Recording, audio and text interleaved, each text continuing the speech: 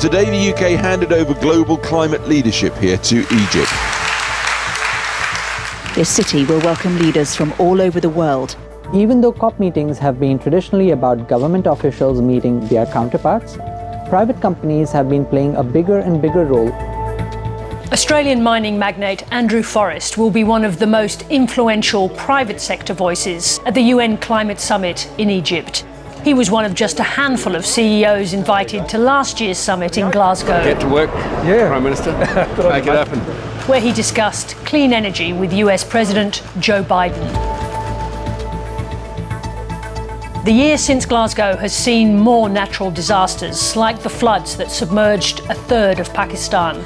More warnings about China's rapid and ongoing construction of new coal-fired power plants, and a major energy shock caused by Russia's war in Ukraine. Our conference is held this year amid political tensions that left their deep impact on all our countries. Dr. Forrest is investing in massive solar farms to lay the groundwork for Fortescue Future Industries to be producing 15 million tonnes of green hydrogen a year by 2030. Plans he's just been discussing with King Charles and the new British Prime Minister Rishi Sunak. Andrew Forrest is the founder and chair of Fortescue Metals Group. Andrew Forrest, welcome to the programme. Thank you. You've gone to the climate change conference with a huge agenda. Can you start by laying out the scale of your ambition? Thank you, Sarah. Fortescue Metals Group, you're Australian iron ore miner and green hydrogen developer, has come here to demonstrate a big, heavy industrial company, carbon-emitting company, can step beyond fossil fuels, do so profitably simply because we put in the thought. We're here to challenge every other chief executive, every other chairman to say, imagine what your company would look like if you literally switched off the fossil fuels in, say, 2026, 2027. What would you be doing now? And if you put that thought in, you're going to find the answers. So the answers are there. And then, of course, we're saying there's green hydrogen available now all over the world. By that stage, you don't have an excuse. Now, part of your ambition is to have some of your biggest customers, that is the highly polluting Chinese steel mills, have no net emissions by 2040. How are you going to convince them to do that?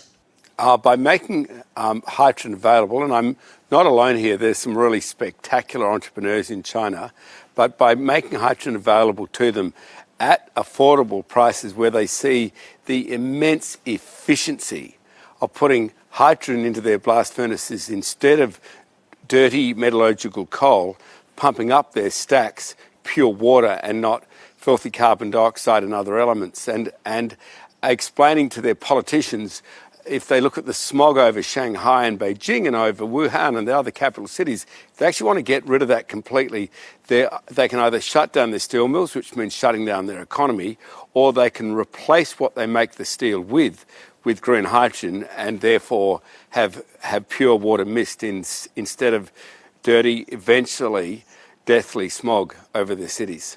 I'll come back to the green hydrogen in a moment, but just another question about China, which is fast becoming the COP's worst nightmare. China is rapidly increasing its use of coal. It's burning more coal than the rest of the world combined. The US climate envoy John Kerry said recently that China alone could undo our efforts to limit warming to 1.5 degrees. You know the Chinese really well. Do they even care what we think about them on this matter? Look, they absolutely do care, and I'd say we're being caught in the crossfire between North America and China here. If those two could actually calm down, think in the world's best interest, if we could have peaceful mutual engagement, then I think you would see China taking a much more proactive stance. China is building coal-fired power stations. I'm desperate to try and stop them doing that, but at this stage, I don't have the solution. I'm working feverishly, Sarah, to get them solutions, and so are other entrepreneurs in China. But at this stage, we don't have it. And if people want to educate their kids or switch on the lights or turn on a hospital, then unfortunately they're going to coal. But that's our fault. We need to deliver that non-fossil fuel energy into them, so we give them a choice. You're trying to demonstrate by example, at least on the question of green steel, but you do have detractors. Let me quote one of them. They say the idea of making green steel is far-fetched because hydrogen as an energy source will be too expensive. So what do you say to your detractors who say it's too optimistic and it can't be done? I think they've been gracious and kind and generous compared to what I've normally copped, Sarah. I mean, when I said I was going to challenge the big three in iron ore, a global oligopoly, which was impenetrable for 50 years, and now we broke into that. We're a huge, proudly Australian company, all with our headquarters here in Australia. I'd say to them, this is going to be easier than that. And look, yes, hydrogen was expensive, and if you go through the old academic papers, like some people do, it still looks expensive. But if you're at the cutting edge technology, if you put your company on the line, if you've spent hundreds of millions of dollars of research, if you've seen the cost of the conversion of water to hydrogen through what is called an electrolyser come down from, say, $1.1 million per megawatt electricity to $250,000 per megawatt electricity, that's literally a saving of $1 million per megawatt, or turn it into a gigawatt, which is what you have to think of. That's $1 billion saving. So I'd just say to those critics on the sidelines, thank you, throw all the stones you want, but if you want to be useful, get into the mud, the blood and the beer with me, step into the ring and come and give us a hand. A quick question on hydrogen domestically. Can large-scale infrastructure for storing and piping gas into people's homes be converted for green hydrogen instead? Yes, it can. Actually, the most efficient way to store, transport green hydrogen, and look, any kind of hydrogen, it's the same molecule, it's just that one, if it's not made from renewable electricity we have all around us, then it's going to be made from oil and gas, and that's bad. That's really bad. Don't burn that stuff, because you're much better off just burning coal or oil and gas. But if you're talking green hydrogen, the best way to store and transport it, Sarah, is through a pipeline. The second best is in a ship as an ammonia or a artificial methane. But look, soon we'll be able to ship green hydrogen as well. But yes, pipelines are a very efficient way to transport hydrogen. You've accused the fossil fuel sector of greenwashing, of using what you call sleaze words that you find abhorrent. Are you saying that they're coming up with ways to avoid acting on climate change by deceiving us? Yeah, look, I had a phenomenally powerful chief executive of a very large fossil fuel company say, hey, Andrew, look, you've just got to back off, this pressure you're putting on the fossil fuel sector. I'm putting 20% of my entire budget into capturing gas from natural emission sources, which would go into the atmosphere if I didn't capture it. Well, and I said, so just let's do the math. That means you're putting 80 to 85% of your budget into cooking the planet. That's actually quite good. Most people put like 1% into public relations or 2% into public relations, the rest just into developing fossil fuel. But all I'm saying to the fossil fuel sector is, if you're like the single-use plastic sector, if you're like Coca-Cola and you just give single-use plastic as your container for Coke, then you're forcing your customers to be single-use plastic nature destroyers. Now, turn away from that. Give your customers a choice. You're a huge energy producer. Give your customers a choice. Right now, you're forcing them to destroy the planet for their kids. Does it bother you that Coca-Cola is a sponsor at the climate change conference you're at? Yes, I have written to the chief executive of Coca-Cola. We know each other.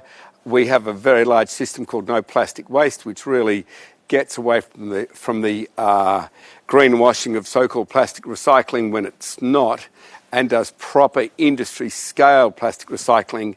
Some people are coming into it, like Unilever, Amcor, some really great companies. Coca-Cola are not. And I'm just saying to Coca-Cola, hey, listen, You shouldn't be putting out one single plastic bottle that hasn't come from a recycled source. And by the way, you can only recycle plastic on current technology 3 or 4 times. So at the end of the day, come and put some capital in alongside mine into researching plastic, which goes back to the molecule in recycling. Then you can send it back up in a new plastic. That'll go on forever. But it's putting all your money into greenwashing, putting all your money into COP, that's not going to help anyone. Let me ask you a quick question about gas. You're obviously from Western Australia, where the government instituted a gas reserve policy a long time ago, protecting consumers from very high prices.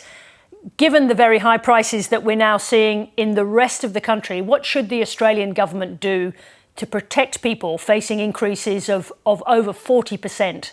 To be really clear to the West Australian government, to the Australian government, to every government on this planet, there is a fuel which, the more you use it, the more expensive it becomes. There is a fuel that is polluting the world and is destroying the future of our children. There's only one fuel where despots and dictators cannot use it as weapons. They cannot cause billions of people misery through jacking up their cost of living, through outrageous prices.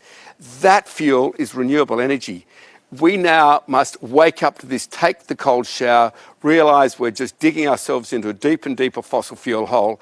Turn your country, turn your economy, say it to Western Australia, say it to Australia.